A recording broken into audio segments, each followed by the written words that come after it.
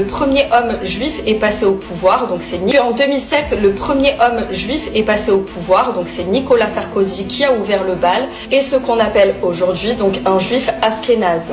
Donc s'ensuit François Hollande qui est aussi un juif mais séfarade, accompagné de ses acolytes, donc Manuel Valls qui est un juif également séfarade, et Macron qui est aussi un juif séfarade par sa mère. Donc aujourd'hui Macron est le président de la France depuis 2017 et le prochain qui sera au pouvoir sera sans nul doute une personne de la tribu juive.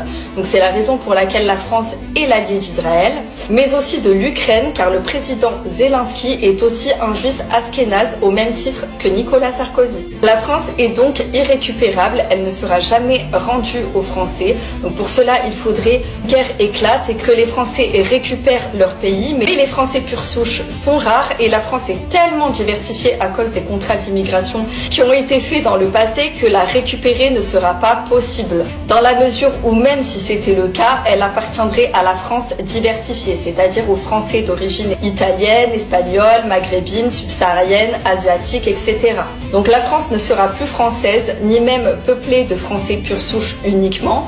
Elle est diversifiée et elle restera dirigée par la tribu juive jusqu'à nouvel ordre qui a mis un pied à l'étrier et qui est dorénavant installé sur le destrier.